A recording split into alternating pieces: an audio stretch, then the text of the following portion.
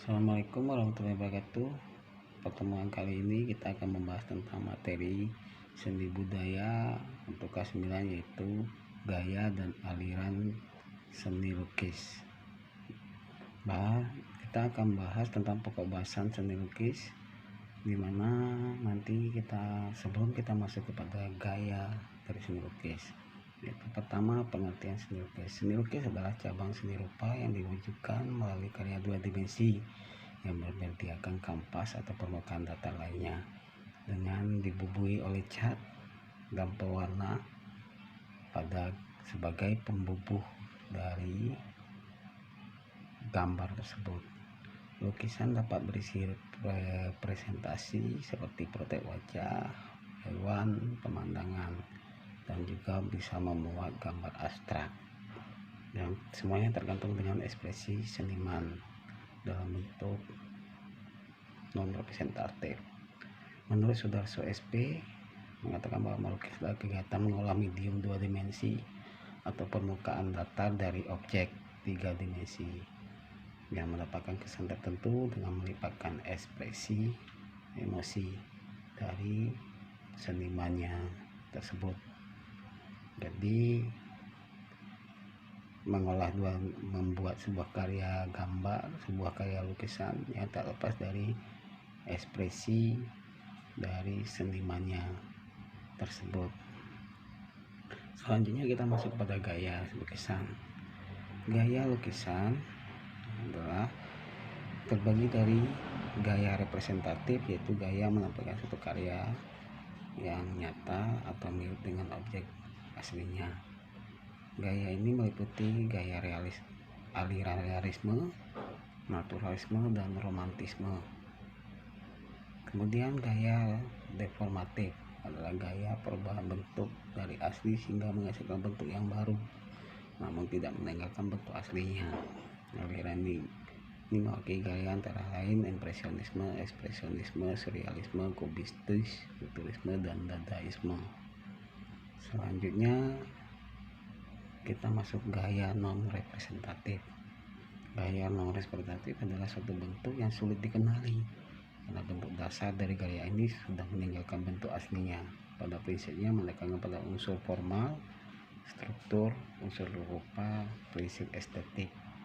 Gaya lukis ini berupa susunan dari garis, bentuk, bidang, warna, dan terlepas dari bentuk alam.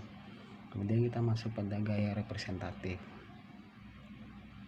Dalam gaya representatif termasuk aliran yaitu realisme, yaitu lukisan yang menggambarkan apa adanya saja tanpa ada ilusi atau menambah atau mengurangi objek yang dia lihat atau yang dia gambarkan.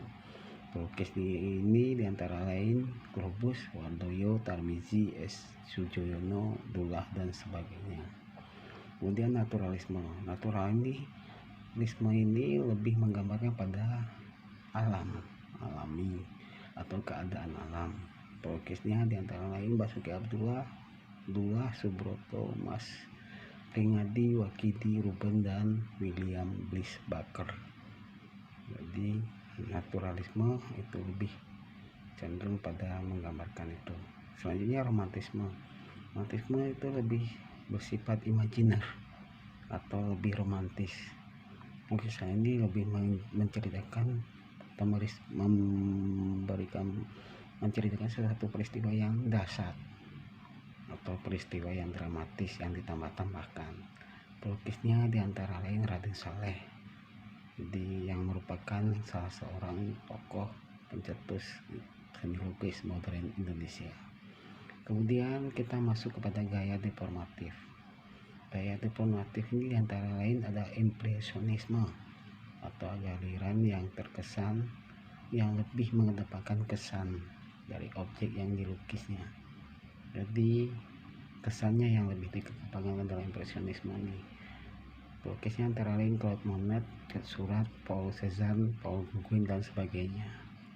Kemudian ekspresionisme atau aliran seni lukis yang menggambarkan ekspresi atau gambaran jiwa sang pelukis. Pelukisnya diantara lain Vincent van Gogh, Avandi untuk Indonesia. Nah, di sini kita bisa melihat gambar story night di sini. Kemudian surrealisme. Surrealisme ini menyerupai bentuk-bentuk yang sering dialami dalam alam mimpi.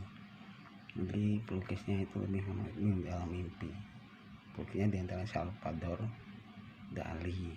Kemudian ada aliran yang namanya kubisme atau aliran seni lukis yang bergambar yang berbentuk dasar geometris seperti kotak-kotak atau gambar-gambar yang berdasarkan bentuk dasar geometris. Pelukisnya Pablo Picasso, Bob Mota dan sebagainya. Kemudian futurisme. Futurisme ini merupakan aliran seni lukis yang mengimbangi segala sesuatu yang serba cepat atau lebih dinamis. Jadi pelukisnya diantara lagi Umberto Buconi, Carlo Sara dan sebagainya. Kemudian dadaisme. Dadaisme merupakan sebuah paradok yang menarik. Terus ada pendekatan yang cenderung populis atau atau yang sesuatu yang menginterpretasikan sebuah karya tersebut. Pelukisnya adalah Marcel Janse, Richard Hausenbeck, Tristan Tzara dan sebagainya. Jadi selanjutnya kita akan masuk pada pembahasan non representatif. Non representatif ini adalah aliran yang lebih mengedepankan ekspresi spontan atau karyanya berbentuk abstrak, ya. Jadi ini bisa dengan cara menumpahkan cat langsung di kanvas atau menciprakan cat dengan tongkat atau dengan jari, ya. Jadi tanpa ada beban ketika pelukisnya menggambarkan lukisan tersebut. Nah, contohnya pelukisnya ada John Pollock, William Koenig dan sebagainya. Nah, di sini bisa kalian lihat aliran non representatif, ya. Jadi cuma berupa coret-coretan tanah saja, tidak ada beban ketika mereka melukis. Demikian gaya dan aliran dari seni lukis kita sudah bahas. Silakan nanti kalian pelajari lagi lebih mendalam tentang kegiatan pembelajaran seni lukis ini, dan sampai jumpa lagi dalam materi pembelajaran yang lain dan pokok bahasa yang lain. Terima kasih.